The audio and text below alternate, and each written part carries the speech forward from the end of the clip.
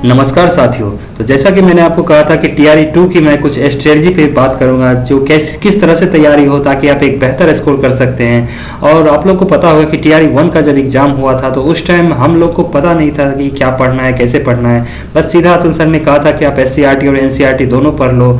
तो उस चक्कर में क्या हुआ, सबने एससीईआरटी भी पढ़ा, एनसीईआरटी में पढ़ा, बहुत कुछ पढ़ना पड़ गया। और उस चक्कर में पता चला कि एनसीईआरटी से जो एक मेन जो पाइथन का जो एक लैंग्वेज था उससे जो कि भर भर के एनसीईआरटी में दिया गया है उससे एक भी सवाल नहीं आया, जिस वजह से थोड़ा काफ़ी मिसमैच हुआ और उस वजह से बहुत लोग कम स्कोर कर पाए। और कटअप भी आपने देखा होगा कि कटअप भी नीचे गया था। वैसे कैंडिडेट भी कम थे और उस वजह से कटअप भी नीचे गया था। मैं अपनी बात करूं तो मैंने लैंग्वेज वाले में जो कि 100 नंबर का पेपर हुआ था, क्योंकि मैं आपको स्ट्रेटजी मैं इस पर कुछ बात करूंगा जो मैंने कौन सा टेक्निक अपनाया था जो मैंने एक ठीक ठाक स्कोर किया। बाकी मैं अगर अपना स्ट्रेटजी पे बात करूं तो मैंने लैंग्वेज वाले पेपर में, जो कि मैं खुद बिहार बोर्ड से ही पढ़ा हूं तो मेरा हिंदी का बैकग्राउंड अच्छा रहा है, तो मैंने वो सुगम संस्कृत एक व्याकरण वाला जो बुक था, मेरे ख्याल से वो हिंदी वाला, वो मैंने पढ़ा था। और एक मोटी सी व्याकरण का बुक था, मैंने वो पढ़ा था। उसमें मैंने काफ़ी सारे, लगभग मैंने सारा कुछ पढ़ लिया था हिंदी में।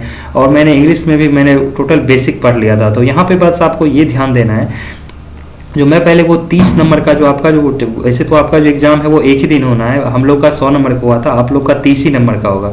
तो उसमें आपको क्या करना है, 30 नंबर में 22 नंबर का हिंदी आ रहा है, 8 नंबर का इंग्लिश आ रहा है। तो इंग्लिश मैं समझता हूँ अगर आपको पढ़ने लिखने आता है तो मैं नहीं समझता हूँ कि आपको इंग्लिश में कुछ वैसा देखने की ज़रूरत है। अगर आपको बहुत देखना है तो आर्टिकल देख लो, ए एन दा का यूज कहाँ कहाँ होता है, बस आप ये देख सकते हो। बाकी आपको इंग्लिश में वही बेसिक क्वेश्चन पूछे जाएंगे जो मैंने समझता हूँ कि उसके लिए कोई अलग से तैयारी करने की ज़रूरत है।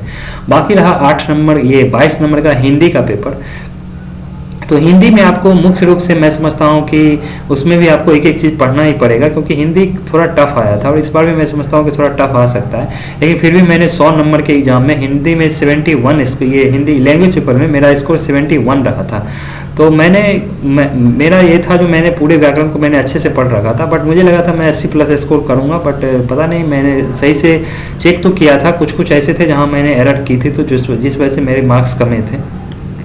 तो 71 स्कोर मैंने किया था, जहाँ पे आपको मैं समझता हूँ कि मुहावरा, पर्यायवाची शब्द और ये सब जो वगैरह है, मुहावरा हो गया, पर्यायवाची शब्द है, ये सब आप ज़्यादा से ज़्यादा इस पर प्रैक्टिस करें, क्योंकि वहाँ पे आपका 30% आना, यानी कि 30 नंबर के क्वेश्चन में 9 नंबर आना कंपलसरी हो जाता है। वैसे आप इंग्लिश वाले से ही उसका स्कोर कर सकते हो, बट आपका हिंदी भी आपको ठीक ठाक पढ़ना होगा।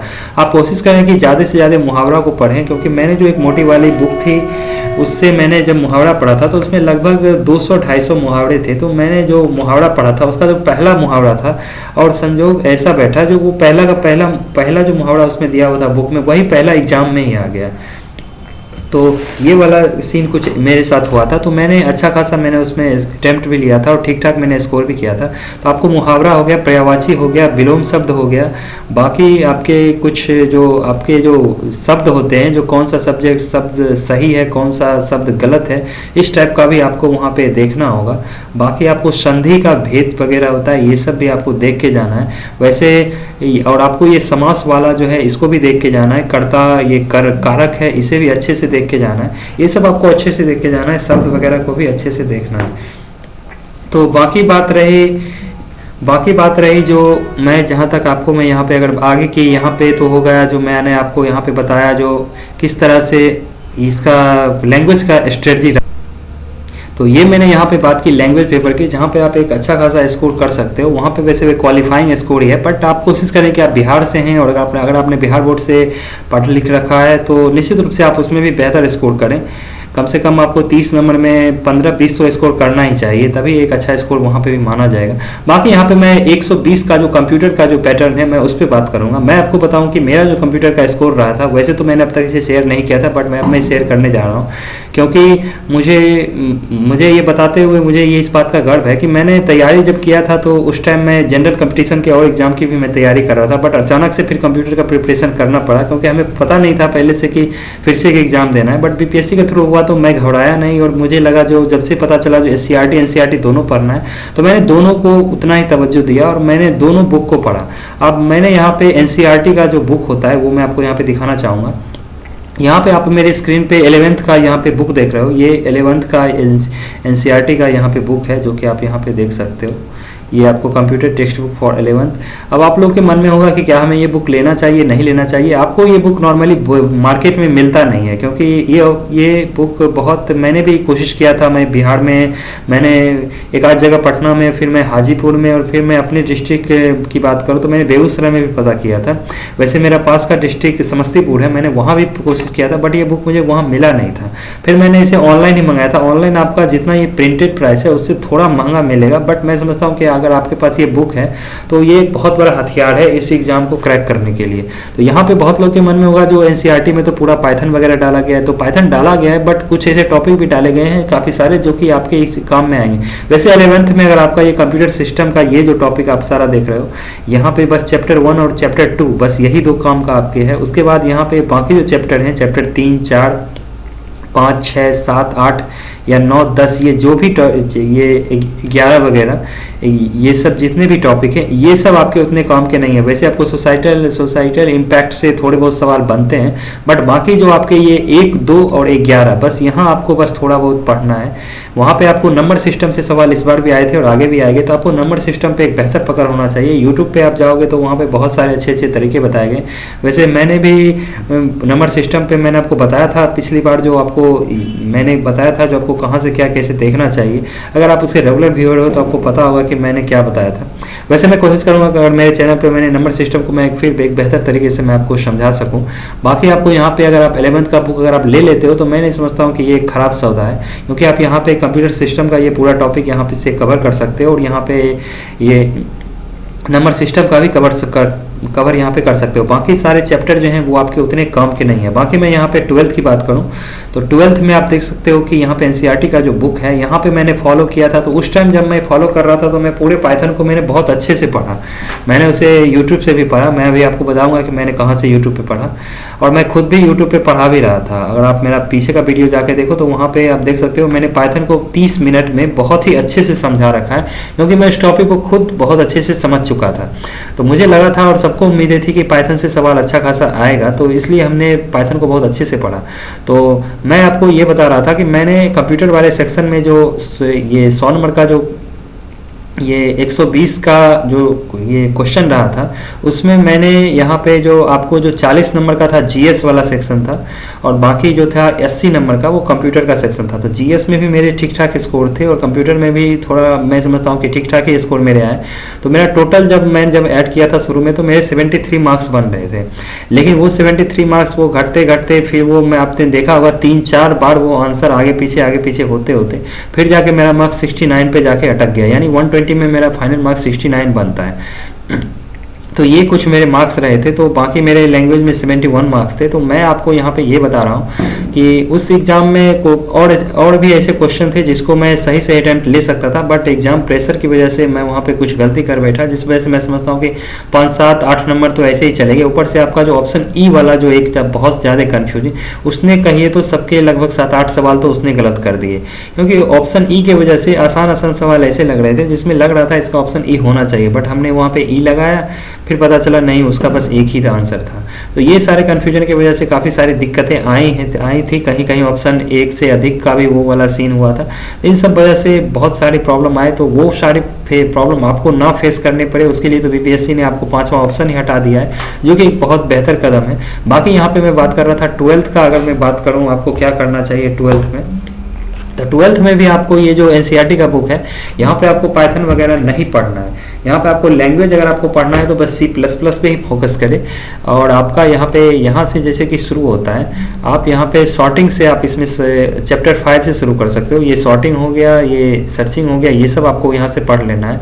बाकी यहाँ पे डेटाबेस को आपको पूरे अच्छे से यहाँ से पढ़ सकते हो। SQL आप यहाँ से पूरा अच्छे से पढ़िए, इन सबसे क्वेश्चन खूब आए हैं। कंप्यूटर नेटवर्क्स को आप इस बुक में सबसे बेहतर मैं समझता हूँ अगर किसी में दिया गया तो इस बुक में बहुत अच्छे से कंप्यूटर नेटवर्क को समझाया गया, जहाँ से कंप्यूटर नेटवर्क से भी अच्छे खासे सवाल आए हैं। वैसे मैंने कंप्यूटर नेटवर्क का पूरा 30 मिनट या 35 मिनट का मेरे ख्याल से वीडियो होगा, वो सबको मैंने अच्छे से एक्सप्लेन कर रखा है। आप अगर आपने मेरा वो वीडियो नहीं देखा तो आप वो जरूर देखें, क्योंकि मैंने TRE 1 के लिए पढ़ाया था। वैसे मैं कोशिश करूंगा डिस्क्रिप्शन बॉक्स में आपको वो सारे लिंक मैं दे दूं जो टॉपिक मैंने ऑलरेडी करा रखा है। मैं वो टॉपिक मैं समझता हूँ कि आप उसी से कवर करें ताकि मुझे वो दोबारा नहीं बनाना पड़े। बाकी यहाँ पे आप डाटा कम्युनिकेशन इसको भी आपको पूरा देख लेना है। उसके बाद यहाँ पे आपको सिक्योरिटी एस्पेक्ट वगैरह को, तो कुल मिला के मैं ये कहना चाह रहा हूँ कि आपको ये चैप्टर 5 से जो है ये बबल सॉर्ट से सिलेक्शन सॉर्ट ये सब वगैरह सॉर्ट हो गया। बाकी यहाँ डेटाबेस वाला ये एसक्यूएल वाला सेक्शन, ये नेटवर्किंग का सेक्शन आपको बहुत ही अच्छे से इसमें समझाया हुआ है। सिक्योरिटी एस्पेक्ट इसमें आपको डायग्राम दिखा दिखा के आपको दिमाग में सेट कर दिया जा रहा है, आप इसको अच्छे से पढ़ सकते हो। बाकी इन सब को मैंने यूट्यूब से अगर मैं बात करूँ तो ये सब टॉपिक मैंने एक चैनल है लवजीत अरोड़ा मैम का चैनल है, टेक क्वीन करके उनका चैनल का नाम है, मैंने वहाँ से भी इस चीज़ को तैयार किया था। बाकी एक दूसरा चैनल है, मैं तरुण सर उनका नाम है, वो गेट स्मैशर वाले चैनल है, वो उस चैनल से भी मैंने अच्छा खासा तैयारी किया। तो वो सब मेरे तैयारी में बहुत ज़्यादा हेल्प किया, जिस वजह से मैं समझता हूँ कि मैंने एक बेहतर स्कोर किया। जिस तरह से एग्ज़ाम का प्रेशर था और जिस टाइप से एग्ज़ाम में आप वहाँ पे जब गए एग्ज़ाम में, तो वहाँ का जो माहौल था और जो पहले बीपीएससी का ये एग्ज़ाम वो एग्ज़ाम पहली बार हो रहा है, ये सब का एक अलग ही प्रेशर था। तो उन सबको हैंडल करते हुए भी मैंने यूट्यूब पे पढ़ाया भी और खुद भी एग्ज़ाम दिया। और मैं अभी मैं आपको बताऊं तो मैं खुद अपने ही ज़िले बेगूसराय में ही सिलेक्टेड हूं और मुझे स्कूल आवंटन भी हो चुका है। अब हो सकता है कि एक आध सप्ताह में मुझे स्कूल ज्वाइन, अभी स्कूल ज्वाइन 1-2 दिन में करना पड़े और फिर स्कूल छठ के बाद से शुरू हो जाए। तो मैं यहाँ पर बात कर रहा था कि आपकी तैयारी इस तरह से होनी चाहिए। बाकी अगर आपको इन सब बुक के बाद अगर आपको कोई बुक लेना है तो मैं समझता हूँ कि आपको C++ ओरिएंटेड बुक ही लेना चाहिए। वैसे तो मैंने एक अरिहंत वाला जो कंप्यूटर साइंस का बुक है वो आप सबसे ज़्यादा देखते हो, अगर आपको अमेजोन या फ्लिपकार्ट पे सर्च करोगे तो वो उसका आपको रेटिंग ज़्यादा दिखेगा। वो बुक अभी मैंने यहाँ पे रखा नहीं है स्क्रीन पे, वरना मैं आपको दिखा देता। वैसे मैं आपको टेलीग्राम वाले में शेयर कर दूंगा वो कौन सा बुक है। अगर आप टेलीग्राम में नहीं ऐड हो तो आप मेरे टेलीग्राम चैनल पर जरूर ऐड हो जाओ, वहाँ पर मैं आपको सारी जरूरी इन्फॉर्मेशन देता रहता हूँ। खासकर कंप्यूटर वाले तो जरूर निश्चित रूप से जुड़ जाए, बाकी और भी जो सब्जेक्ट वाले हैं वो सब भी जुड़ जाए, क्योंकि वहाँ पे मैं आपको जरूर इन्फॉर्मेशन टाइम टू टाइम देता रहता हूँ। तो इस तरह से मैंने वो आर्यहंत वाला कंप्यूटर साइंस का बुक और बाकी ये एक एनसीईआरटी का बुक मैंने इसको टोटल फॉलो किया। ये बात अलग है कि पाइथन से क्वेश्चन नहीं आए कुछ, तो ऐसा नहीं है कि पाइथन का स्टडी बेकार जाएगा, क्योंकि पाइथन को पढ़ने के बाद मेरी अच्छी खासी इस पर पकड़ हुई। अगर आपने देखा होगा KVS वगैरह का एग्जाम होता है तो उसमें पाइथन से ही सवाल आते हैं। KVS हो गया, नवोदय हो गया, इन सब में पाइथन से सवाल आते हैं। तो अगर मैं फ्यूचर में उन सब एग्जाम में फिर से अप्लाई करता हूँ तो शायद मैं वहाँ पे एक बेहतर स्कोर कर पाऊँ, क्योंकि मैंने इसको अच्छे से पढ़ा है। बाकी C++ की बात करें तो C++ का जो आपके अंदर जो ये टॉपिक में किस टॉपिक से कितने सवाल आएंगे, आपको ये ध्यान रखना है किस टॉपिक से कितने सवाल आएंगे। इसका मैंने ऑलरेडी वीडियो बना रखा है, एग्जाम के बाद ही मैंने वो वीडियो बनाया था जब TRE 1 का एग्जाम हुआ था। उस वीडियो का लिंक आपको इसी वीडियो के डिस्क्रिप्शन बॉक्स में पहला ही लिंक मिलेगा, जो आपको जो किस टाइप के कैसे सवाल आए थे, जो एक रॉ एनालिसिस मैंने क्वेश्चन का किया है, जो कहाँ से कितने सवाल आए, कहाँ से सवाल आए ही नहीं, किन सारे टॉपिक को आपको देखना ही नहीं है, तो वो सारे टॉपिक मैंने उस वीडियो में अच्छे से समझा रखा है। तो आप एक बार वो वीडियो भी जरूर देख लेना, क्योंकि वहाँ पे मैंने ऑलरेडी बता रखा है कि किस टॉपिक से कितने कितने नंबर के सवाल आए हैं और किस टॉपिक से आए ही नहीं। जबकि मैं समझता हूँ कि कंप्यूटर का कोई भी एग्जाम होता है तो वहाँ से सवाल बनते हैं, बट TRE में वहाँ से सवाल नहीं बने। तो आपको ये भी पता होना चाहिए कि क्या पढ़ना है और ये भी पता होना चाहिए कि क्या नहीं पढ़ना है, क्योंकि हम लोगों ने तो पता कुछ था नहीं जो कहाँ से कितना आएगा, तो हम लोगों ने तो सब कुछ पढ़ा, हम लोगों ने सब कुछ पढ़ा है। हम लोग TRE 1 में इस वजह से हुआ क्या, जो बहुत सारा कंटेंट पढ़ने के चक्कर में बहुत ज़्यादा यूँ कहिए जो एग्ज़ाम में कन्फ्यूजन भी हुआ और ऑप्शन 5 की वजह से बहुत ही ज़्यादा दिक्कत हुआ एग्जाम में। तो लेकिन आप लोग को यही है जो C++ का जो ये प्रोग्रामिंग है, अगर आपका पहले से प्रोग्रामिंग अगर आपने BTech में या MTech में ये इस तरह का अगर आपने BCA में कर रखा है तब तो आपके लिए ईजी होगा। लेकिन हमने गलती ये किया था, जो हमने पाइथन को ज़्यादा तवज्जो दिया और C++ को कम तवज्जो दिया। मुझे लगा C++ में बेसिक सवाल आएंगे तो वो इजीली हो जाएंगे, लेकिन C++ में वहाँ अच्छे खासे सवाल आए थे। तो इसलिए मैं यही कहूँगा कि आप लोग को C++ का थोड़ा बहुत प्रैक्टिस ये सिस्टम पे रन करके चेक करना चाहिए। ये सब प्रैक्टिस आपको कर लेना चाहिए। अगर आपके पास टाइम नहीं है तब तो आपको थ्योरी से ही काम चलाना चाहिए। अब ऐसा भी नहीं है कि C++ का प्रोग्राम नहीं आ रहा तो एग्जाम में कुछ होगा ही नहीं, क्योंकि प्रोग्रामिंग से आपको मुश्किल से 3 से 4 सवाल आए थे जो कि आपको प्रोग्रामिंग डाला गया था और उसमें आपके पूछ रहे थे। तो अगर आपकी इस 20 दिन में मैं समझता हूँ कि 20-25 दिन जो भी बचे हैं, अगर आपकी तैयारी हो पाती है, अगर आप ये कोडिंग का तब तो आप जरूर करेंगे। नहीं है तो मैं आपको यही कहूँगा आप थ्योरी आप पूरे अच्छे से पढ़ जाएं, आप एक अच्छा खासा स्कोर कर सकते हो। बाकी यहाँ पे इस बार कंपटीशन बहुत ही ज़्यादा है, क्योंकि सीटें कम है। 172 ही स्टार्ट में थी, फिर जाके थोड़ी बहुत इंक्रीज हुई है। वैसे मैं इन सब पे एक अलग वीडियो लाऊंगा जो कितना क्या सीट है और किधर क्या किस तरह से सीट बैठ रहा है। तो मैं समझता हूँ कि ये जो एग्जाम है ये तो काफ़ी हाई कॉम्पिटिटिव एग्जाम है, लेकिन इस एग्जाम में एक ये फायदा है जो आपको ये पता है कि आपको पढ़ना क्या है। हमारे टाइम में ये था, हमें ये नहीं पता था कि हमको पढ़ना क्या है, इसलिए हमें बहुत सारी दिक्कत हुई थी। लेकिन आपको ये पता है हमको पढ़ना क्या है, तो ये इस तैयारी को आप अच्छे से धार दे सकते हो।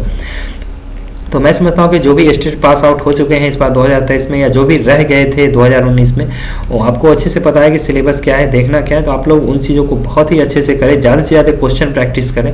आपको अरिहंत वाले बुक में भी क्वेश्चन का प्रैक्टिस मिल जाएगा। बाकी आप एक काम करेंगे, अगर आपने टेक्स्ट बुक का सब्सक्रिप्शन नहीं ले रखा है तो आप वहाँ का सब्सक्रिप्शन जरूर लें। वहाँ पर आप कंप्यूटर साइंस का टेस्ट जरूर लगाएं। वहाँ से क्या हुआ था कि कंप्यूटर साइंस का 5 से 6 टेस्ट था, तो मैं समझता हूँ कि एग्जाम में 2-3 सवाल ऐसे थे जो कि टेस्ट का डिट्टो वही सवाल, डिट्टो वही ऑप्शन था। तो आप जरूर से जरूर आप उस पूरे टेस्ट को भी लगा लें, क्योंकि वहाँ से मुझे लगता है 4-5 सवाल फंसे थे।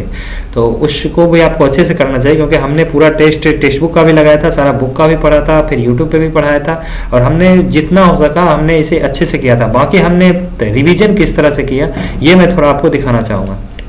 यहाँ पे आप देख सकते हो, ये मेरा एक A4 साइज का मैंने एक पेपर रखा था, उस पर मैंने सारे कंप्यूटर के यहाँ पे टॉपिक लिख रखे हैं। जैसे कि आपको दिख रहा होगा, यहाँ 1 से लेके यहाँ पे मैं यहाँ 21 तक गया, फिर अगले पेज में 22 से होगा, बाकी यहाँ पे 39, जैसे कि आप देख सकते हो यहाँ 21 तक आया। उसके बाद यहाँ पे मैं फिर यहाँ से 22 से ये टॉपिक लेके चला था।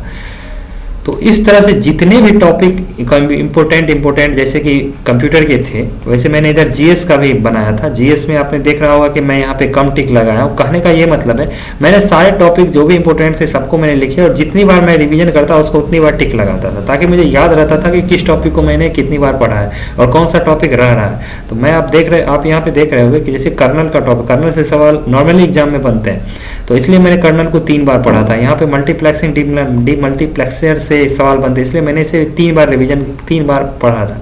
बाकी यहाँ पे कंप्यूटर कंपोनेंट आप देख सकते हो 3 बार। तो इस तरह से मैंने जितने भी कंप्यूटर के यहाँ पे टॉपिक बन सकते हैं उन सबको मैंने बहुत ही अच्छे से यहाँ पे कवर करने की कोशिश की थी। बाकी अगर मैं यहाँ पे अगले पेज पे आपको जैसे कि दिखाऊं, तो यहाँ पे आप देख सकते हो कि जैसे मैंने यहाँ पे कंप्यूटर मेमोरी, रैम, रोम, ये जो भी वगैरह, इसको मैंने 4 बार रिवीजन किया, क्योंकि मुझे लगता था यहाँ से सवाल आएंगे।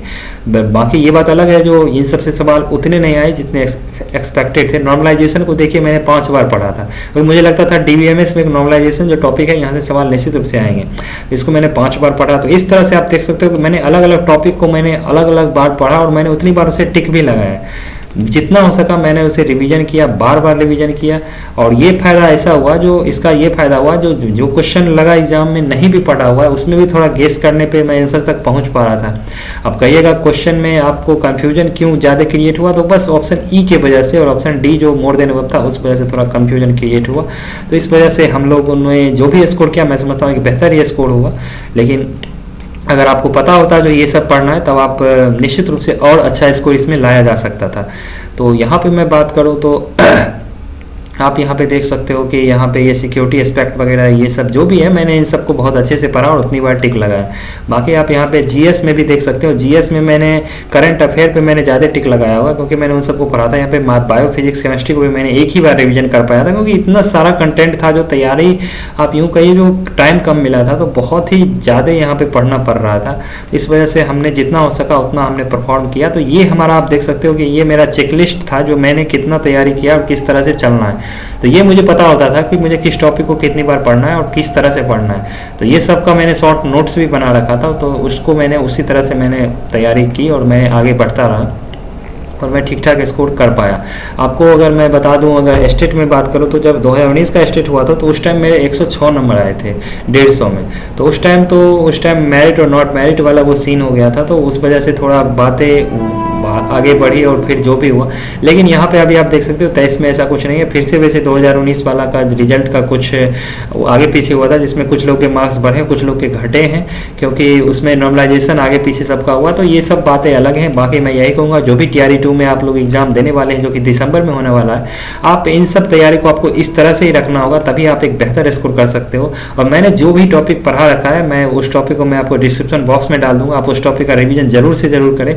अगर आप मेरा नेटवर्किंग का वीडियो देखोगे तो वहाँ से आप देखोगे 4 से 5 सवाल TRE 1 में आए हैं, तो वो मुझे बहुत ज़्यादा हेल्प किया। तो मैं कोशिश करूँगा जो भी टॉपिक अगर इस बार बनता है, वो मैं किस टॉपिक से आता है, किस टॉपिक से नहीं आएगा, उसका मैंने आपको बता ही रखा है कि आपको वीडियो देख लेना है। तो जिस जिस टॉपिक से सवाल आए हैं, तो मैं कोशिश करूँगा जो भी टॉपिक रह गए हैं, मैं उनका तैयारी आपको बचे हुए दिनों में कराने की पूरी कोशिश करूँगा। वैसे व्यस्तता काफ़ी ज़्यादा है, क्योंकि आपको पता है कि ट्रेनिंग कंटिन्यू ही चले जा रहा है। एक भी दिन का ब्रेक तो मिल नहीं रहा है। 1-2 दिन का ब्रेक बीच में मिला था, तो वो तो साफ सफाई में ही घर का निकल गया।